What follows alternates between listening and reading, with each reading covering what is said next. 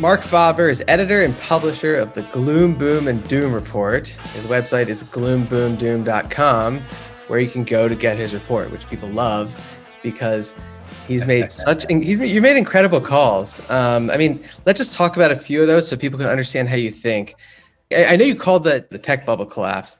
I also wrote about commodities in the late 1990s.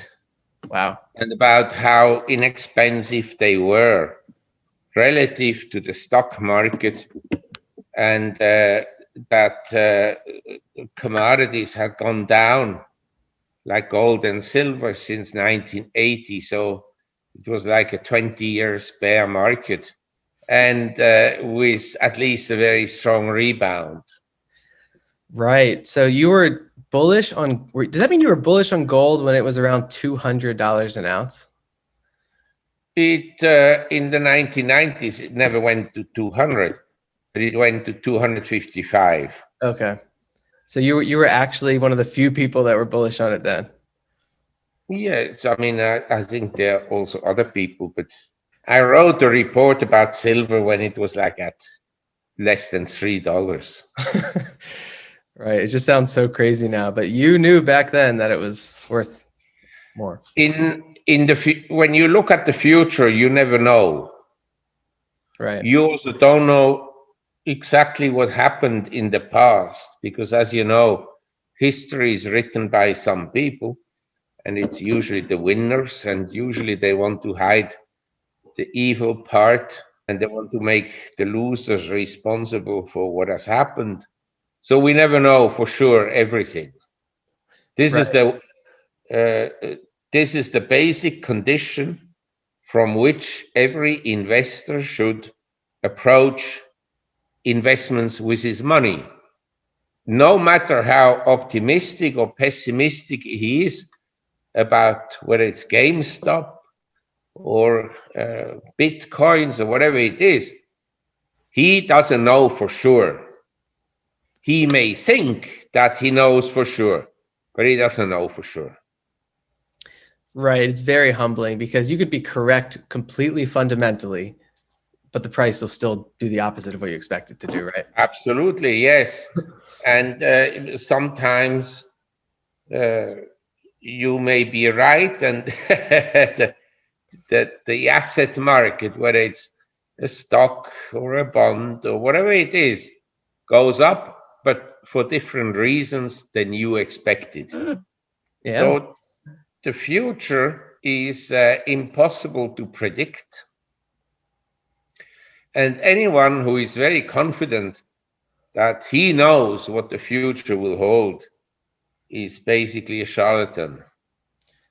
Yeah. And no matter how deep an analysis you conducted, especially in an environment where markets are manipulated, like now, the markets are no longer free markets. The markets are manipulated by the treasury market, the fiscal interventions, subsidies, money handouts, and so forth.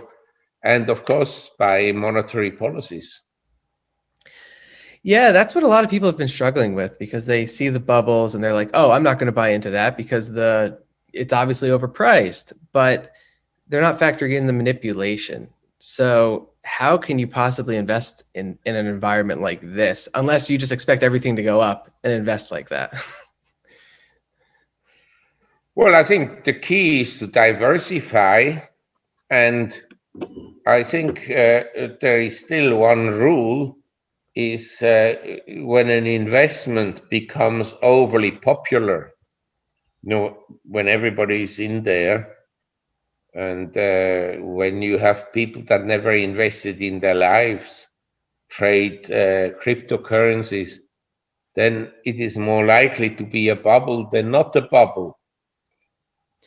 Right. So I think if you look at the investment markets, we have basically government bonds, we have corporate bonds, high yield bonds, then we have industrial commodities, agricultural commodities, and we have the softs like cotton and coffee and cocoa, and then we have precious metals, then we have cryptos, we have real estate, and then we have real estate in commercial centers, and we have real estate in the countryside. So each of these asset markets is a different investment, and some may be more attractive than others, and maybe all will go down and some will go down than others, and maybe all will go up and some will go up more than others. So I think depending on, you have to know yourself, who are you as an investor? What kind of a pain can you take? It's like if you say, I am a good soldier, I will go to Vietnam, or I go to fight in Russia, or I go and fight in wherever. Are you a good soldier? The good soldier is willing to die, and so as an investor, you have to say, I am a coward, or I am prepared to lose everything. Yeah. And then there's lots of things in between where someone says, oh, I don't want to lose anything. Then you have to follow the strategy where you will lose the least, but you will also earn the least. Or you say, I'm the daring, bold investor. I put everything in one. Right. Well, so this channel is actually about finding, it's inspired by the people that were able to find Netflix and Amazon and Apple early back in the 90s, invest, Yes. let's say $1,000 and turn it into $500,000. So we're looking for very long-term, great investments that we can get in early right now. Most of them that bought Apple for 1,000, they sold it for 1,500. Right. No, that's true. That's true. That's the issue. Right. You got to hold it. You got to buy and hold. So just thinking about that, we're very long-term investors, and that's why I love having you on, because you know how to analyze the geopolitical environment and kind of figure out what the trends are and come up with investment ideas. So what kind of geopolitical landscape are you seeing currently? I mean, we just came out of a pandemic. Governments are printing money like crazy, and they're indebted like crazy. So I don't know what you think is going to happen in the future. Well, we don't know. The pandemic, in my view, was, and people have different views, but in my view, it was man-made. And the purpose of it, we don't know precisely, but it seems to me that it was to essentially take freedom away from people. So this hasn't succeeded very well because, as you know, the reaction of governments to COVID has been to bankrupt millions of small business owners, millions. Yeah. And you have to ask yourself, before COVID, everybody knew that wealth inequality was growing because of money printing that favors people that have assets. But the COVID has made things even worse, where the super rich people have moved ahead dramatically, and the poor people are really suffering.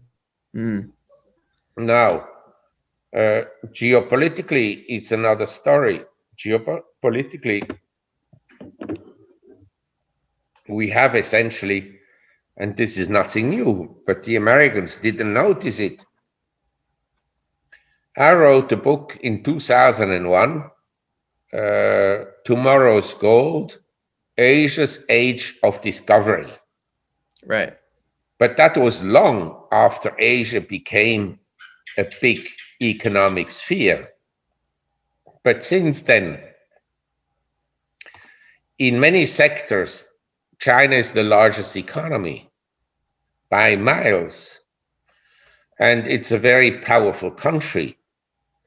Russia is also a powerful country, and contrary to the propaganda and what the mainstream media will say, Putin is a relatively benign dictator. He runs the country relatively well, and also financially. If you look at government debt compared to GDP, Russia is in a relatively good position. So, the US and the Western countries, they are relative to the rest of the world in an economic decline. There's no question about this. Right.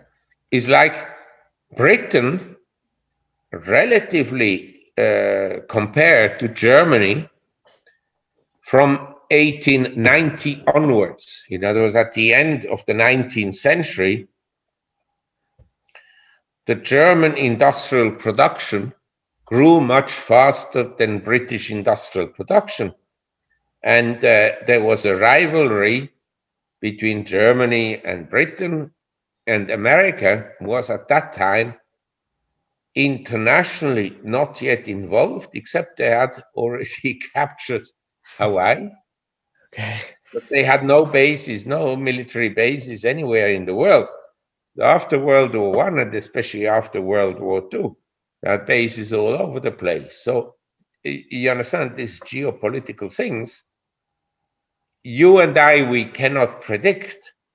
But I think in the US, there are enough not cases of neocons that still think that the US has to rule the world. Right. And this is not the thinking of Russia, nor the thinking of China, nor the thinking of most of Europe. Mm. Do you think the United States has overextended itself, and now it's the costs of running this large enterprise is catching up to it? It's way overestimated its military power and its prestige. I think in the 50s, when I grew up, anywhere you went, if someone was from America, everybody thought, oh, America is such a rich country. Even a worker can spend so much money in Europe because the exchange rate at the time was, like 120% higher than it is now. So Americans were highly regarded, also technology-wise. They were well advanced of anyone else in terms of refrigerators, in terms of washing machines and cars and whatever. But now, you go to an emerging economy. Most of the cars come from South Korea and Japan. Most of the appliances from Japan, Taiwan, South Korea, China, and so forth and so on. So the US is no longer a big factor economically around the world. It's a big factor still, but it's much smaller relative to other countries. Whereas you went to an emerging economy in the 1960s, most of the imported goods may have been from America. Nowadays, 90% is not from America. Right. So we've become a consumer economy instead of a producer economy. And a lot of people say, oh, well, since we're the biggest consumer in the world, we're the most influential in the world. We have the biggest economy in the world. But you don't think that's the case. You look more at output. It depends how you measure something. Say, in America, you go into a hospital, it may cost you $500 for a small visit. And in other countries, it may cost you $50. So how do you adjust this for the economy? Because the service for the $500 is maybe the same or inferior or slightly better than the service you get in another hospital for $50. So how do you make these adjustments? So one day to look at it is to measure the output. How many cars are produced?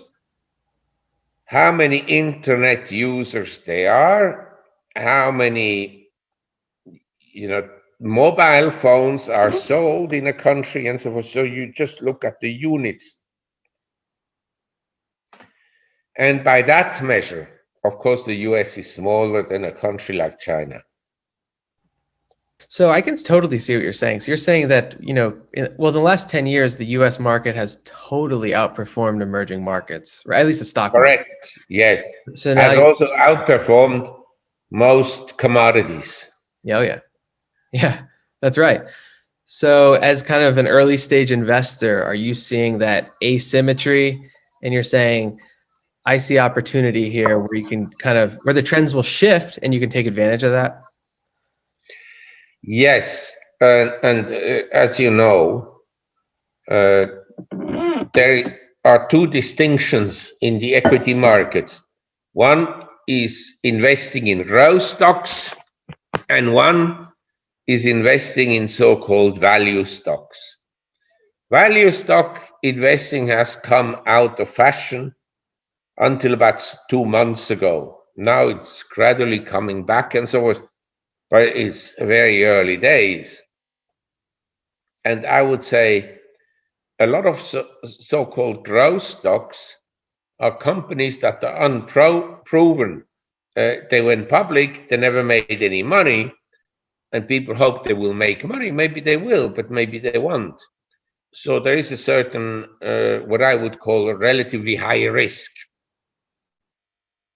Yeah, no, that makes a lot of sense, right? Especially if the trends are shifting and the US stock market isn't going to be as powerful, then the higher multiple growth stocks won't do as well as the ones that have been undervalued, right? So then just thinking about kind of an eventual decline of America and a rise of the East, investing in the East, that's a little tricky to me because China's difficult, right? Because it is a communist country. So how can you be comfortable investing in it? Well, communist country, that's what the Western media will tell you. It is a one-party system. They have a so-called communist party. To get to the top of the communist party, there are 100 million members. It's a meritocracy. You need to be good. Look at the Chinese leadership. Look at any top Chinese politician. Every one of them is 10 times more intelligent than the most intelligent congressman in America. It's not difficult. The bar is very low. You don't have to jump very high to exceed the intelligence of the American Congress and Senate. Yeah. But I'm just saying, in the West accuses China to be, a communist party, but they don't realize the Communist Party is like a democracy. It's just a one-party democracy. But it has advantages. China has built infrastructure in the last 20 years. The US wouldn't be able to build in 100 years now. They built the biggest dam in the world ahead of schedule in precisely 3 years. Wow. The biggest dam. Wow. And I'd like to say, in Europe or in America, it would take 10 years minimum. And there'd be huge cost overruns. Yeah. You understand? Every system, like people always say, royalties were horrible because they were bad and this and that. No, some kings were very good. And the advantage of a feudal system and of a kingdom is that if the king was very bad, you chopped off his head, period. Right. So that is a great answer to investing in China. But my other concern is their debt. Isn't their debt pretty high, the debt to GDP? Yes, huge. So why would that be not as bad for China, but it's devastating for America? When you look at debt, you have to look at, is it used for consumption or is it used for capital spending? There's a big difference. At the beginning, when Japan grew rapidly, their debt was very high. They were highly indebted, but it was spent on capital spending. Same for South Korea. It is a concern of mine that China has very large debts.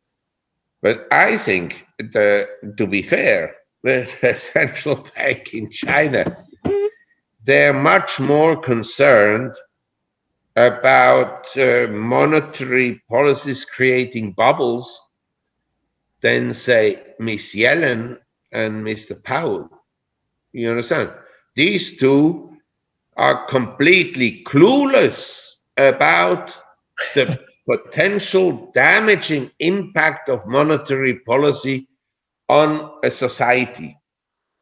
I'm not just saying negative impact on financial markets and so forth, but on society. There are whole books. I can show you plenty of books about how money printing has led to inflation, and then it led to a collapse and so forth. Absolutely, that's a great point because China's growth is strong. It's much stronger than America, which is anemic, and our debt is just as high. Let's put it this way: even if it's 4%, it's still quite good. You understand? In a world that isn't growing. So right. I think that the economy in China undoubtedly will never again grow at 10, 12% per annum long term. Is over. Right. If they can grow at 4 to 5%, they're very lucky. But hello, better grow at 4 to 5% than at no growth with huge government debt increasing like in the Western world. Absolutely. So there you go. On a relative basis, they're growing. All relative. Yeah. And it makes their debt look smaller because of the growth. Okay. Then I'm not making a value judgment who is evil and who is good. Politicians all over the world are evil, period. They're all money hungry, cruel, and barbarous. So my last question is actually related to Europe, because Europe hasn't moved at all either. It's been very stagnant. But do you see economically, yes. Yeah. So do you see kind of the trend shifting there? If America were to would Europe rise a bit? The stock market in Europe is relatively cheap. Yeah. Say, if you look at the chart, compare the British stock market to America, it's at an all-time low. The Australian market compared to America is at an all-time low. The Euro stock index, these are all European stocks, the largest companies compared to the US, is also at an all-time low. So I think, yeah, Europe has some companies. The companies are relatively well managed, and they are relatively low. In Germany, in Switzerland, France, and so forth, you have negative interest rates. So let's say I give you $1 million and I tell you, you should invest this million in European stocks. And like insurance companies, they have restrictions. They have to invest in euros or in the euro region or in bonds and so forth. So you have a choice. You can buy a quality company in Europe yielding 4 or 5%, or you can invest your money in bonds with a negative yield. Yeah. Good In point. the case of Switzerland, I tell you the score. You buy a 10 years bond at a yield of 0%, and it sells for approximately 110. So over 10 years, you lose roughly 1% per annum. That's about the story. And you buy Swiss stocks, the insurance companies have a 4 or 5% yield. I'm not sure they can continue to pay the dividends. But knowing the system, they will increase rates. In other words, they screw the ordinary people. I'm not suggesting that you should put all your money in Europe. As I said, we all don't know. But I think it's important for someone to say, since we don't know, since we have no knowledge really how the world will look like in 5 years, we diversify some in real estate, we diversify some in cash, in precious metals, and maybe some in stocks, geographically distributed. I want to finish your question about geopolitics. Yeah. I think the situation in the West is very bad for young people and for lower income groups. They have a lower standard of living than their parents had. They have less money than their parents had. There are less opportunities than their parents had. And so there is a lot of dissatisfaction in democracies of the West, not just the US, also Europe and even Eastern Europe. Anyway, the point is usually when things go bad in a country where the standards of living are no longer rising, the politicians that consist of the most evil class of people, liars, hypocritical people, no goods, no knowledge, no intelligence, but they are usually in government. And the more incompetent they are, the higher they get. And these people, in desperation, will of course blame someone else. As you know, in the last 2-3 years, in America, they kept on blaming Putin and Russia for interference in the US. This has toned down a little. Now they blame China for everything. Everything that goes wrong are the Asians and Chinese. And in America, this is very bad because a normal American, he cannot distinguish whether someone is Chinese or is Indonesian or Thai or Vietnamese and so on. So they go after them. This is a very serious situation.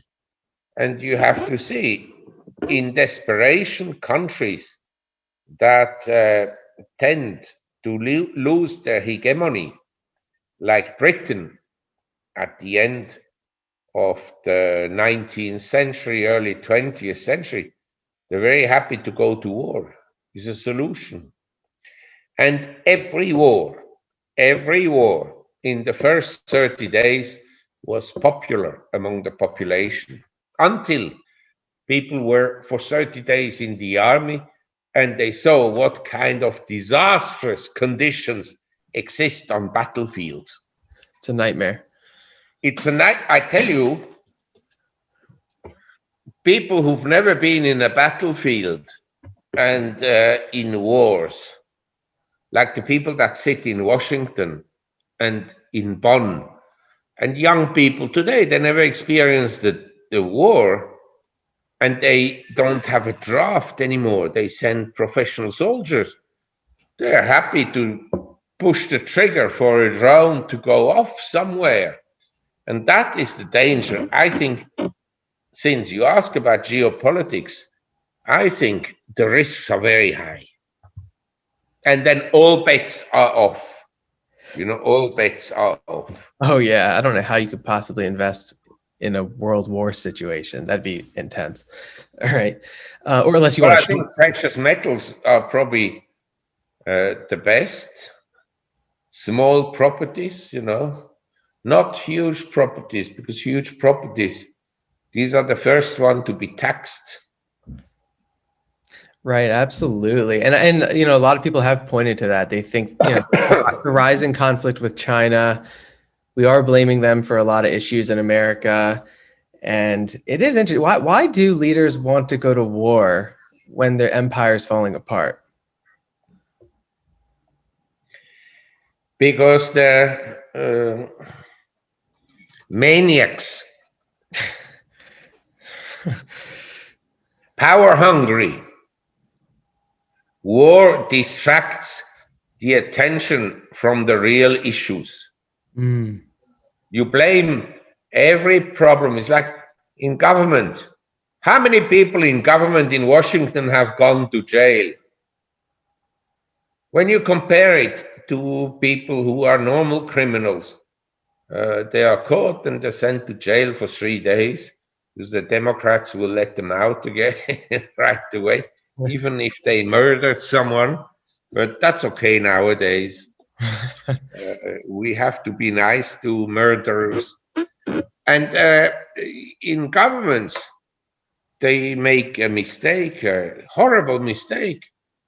They retire, they get a pension, they get a contract with corporations from which the government can then get contracts and so forth and so on. The system, I'm not pinpointing my finger at America. The capitalistic system has become rotten. The Major Baseball League, I may point out that the attendance of baseball has been going down for 20 years. Because young people, basically, they don't give a shit about baseball. Right. They rather sit in Starbucks coffee and look at their mobile phones than look at the baseball game. Right. This is a dying sport. But they found it necessary because the state of Georgia decided that you need a photo ID to go and vote. Okay. When I travel to America, every F building, I have to show my photo ID to get in. Mm. Everywhere I go, hotel, ticket at the train station, I need to show my photo ID or passport or whatnot.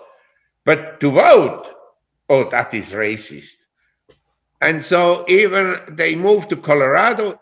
The state of Colorado requires actually photo ID when you vote. Go figure. And Yeah. Coca-Cola, they said, oh, it's racist to ask for a photo ID. I don't see what the connection is between a photo ID and racism. But Coca-Cola, at its annual meeting, they ask for a photo ID to get into the annual meeting. You understand?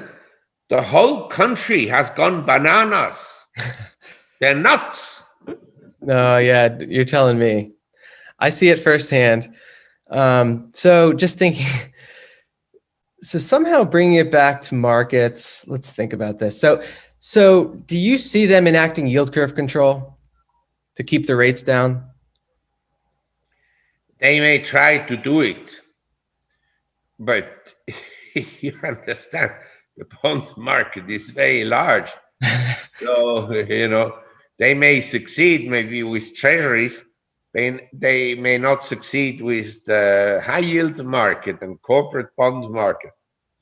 In my view, the Federal Reserve and the fiscal authorities, in other words, now our genius, Miss Yellen, their ability to manipulate markets has greatly diminished.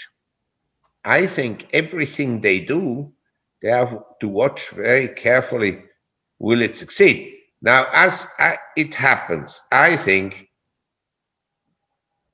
the problem is the artificial stimulus they provided to the economy for more than a year now, that cost more than $4 trillion.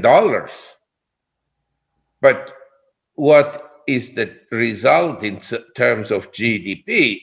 The GDP is still lower than a year ago. So you have to ask yourself what happens when they stop the stimulus. And I personally, I can't see any situation in which it will come out well.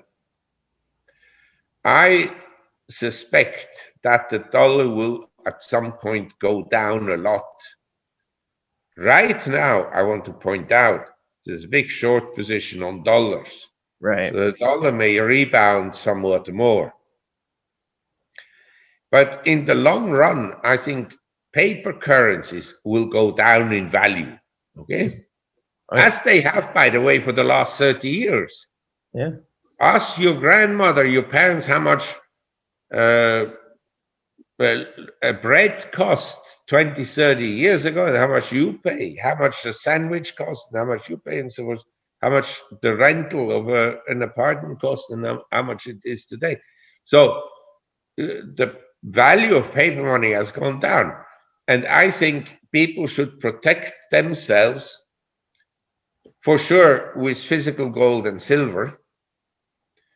If they want to have big gains, gold and silver shares, they could easily go up 50% in the next 12 months, in my opinion, because they've been in a correction. That's one of the few assets where there is no bubble. It's been going down since August a year ago. So for 9 months, it's been going down. The speculators are not in gold. The speculators are in cryptos. Right. They are in GameStop. They are in ARK, investment trust, ETF, and so forth. The speculators have left the precious metals market largely. Yeah. That's why I think it's now a good time to actually accumulate precious metals. Absolutely. I think I agree with you, right? Especially when they go down 4% in a day and they're on sale. So it makes, especially when they go even cheaper. Like you said, they're not in a bubble, but if they go down, they're even cheaper than they were before. It's a great deal, I think. Here's my question. So if they do enact, let's say, yield curve control, they say, we're not going to allow rates to go up anymore. We're going to purchase bonds. We're going to purchase mortgage bonds and corporate bonds, because they've already started this in COVID, right? They started purchasing all the areas of the bond market. Yes. Well, don't you think that would cause the whole stock market and everything to just go crazy up like it has in the past? Or do you think they're... Maybe. Yeah. Maybe. But you understand, if you go up crazy, Yeah. you know what follows. It goes down crazy. And I'd say, in my view, yes, if you print money, the stocks and real estate can go crazy. But someone will then ask, well, what about if Bitcoins go up more than stocks and bonds and real estate? What about if Bitcoins and other cryptocurrencies go up more than real estate in the US, stocks and bonds and so forth? You understand, the dollar can depreciate, maybe not against the euro because they're all equally bad, but they can depreciate against precious metals and cryptos. Something that is very limited. There's a limited number of Picassos, the limited number of Rembrandts and Van Goghs. Right. It's expensive for you and me to buy, but I'm just saying, in this environment, first of all, I want to say this without any reservation. Whenever a country has embarked on the kind of money printing we have now and the kind of economic policies, Disaster has, without any exception, but I'm repeating, without any exception, followed. That your investors should be very concerned about, aside from speculating on something that goes up and down and so forth. But economic hardship has followed. And I think people think too much about making money right away and so forth. They think too little about what the consequences will be. And I'm telling you, I've seen many things. I've seen communist China. I've seen communist Czechoslovakia in the 60s, Poland in the 60s, in the 80s, Russia. I tell you, the last thing you want to have is a communist regime. Everybody is poor. The rich are poor and the poor are completely destitute. I've been to households. Just look a movie of someone who lived through the Soviet Union. Say you look at the pianist, Stavislav Richter. They show where he lived. He was a famous pianist in Russia. He lived in a commune building. He shared a 2 small room apartment with another family with 3 children. The movie is a documentary. It shows how they had to line up to go to the toilet in the building. They didn't have a toilet in the apartment. So I'm telling you, if you go the way we're going, it will end in a complete disaster. And I'm telling everyone, you shouldn't think about making money now. You should think, if things really go bad, and in the whole history of mankind, even though you and I and your listener were told, oh, democracy, because of democracy we have freedom and the others don't have freedom.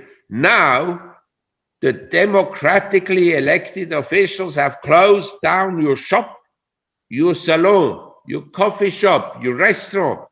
They have taken away your livelihood. If they can do that, they can take away your life. Believe me. Absolutely. So how does this economic hardship come about? Is it through hyperinflation, and where the government's the currency isn't worth as much, so they can't stimulate anymore, and the market kind of corrects? In my view, they can print money as long as they like. But we've seen that given how much money was printed, the economy hasn't recovered much. Right. Most of the money went into Amazon and Facebook and the FANG stocks and ARC stocks and so forth. Yeah. You understand?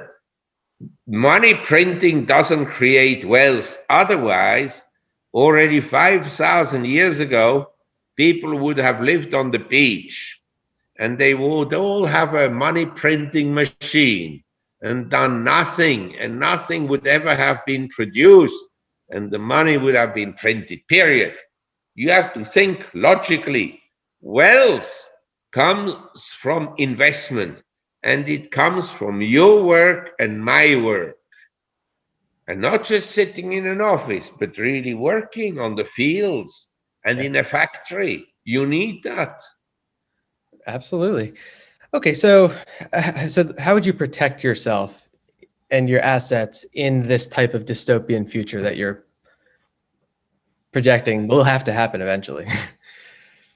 Well, I think the protection is, first of all, to have faith that things may become very bad and much worse than they are now, but that you understand that in life you have good times and bad times. I mean, you ask people who survived the Holocaust, how did you survive? They had faith, and they adapted to the horrible situation and didn't get totally depressed.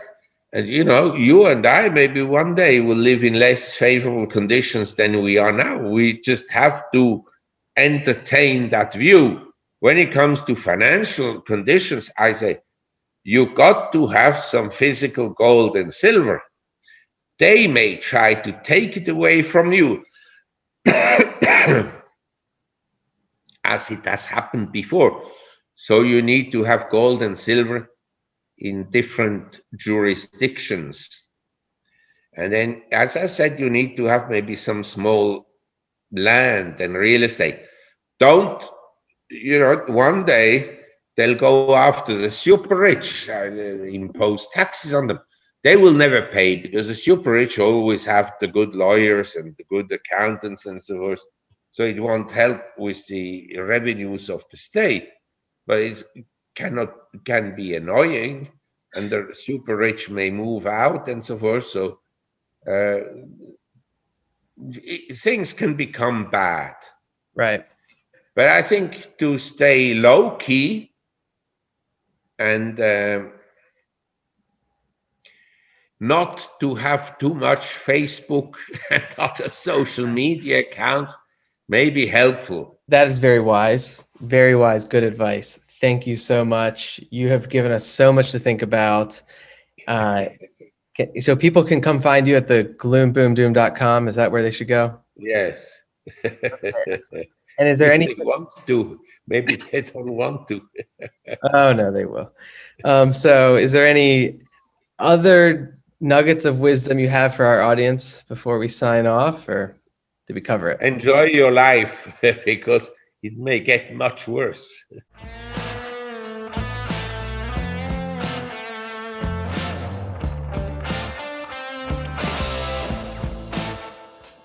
This discussion is for informational purposes only.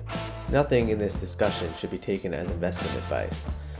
Guests are not compensated for their appearance. Do not base any investment decisions on the information presented.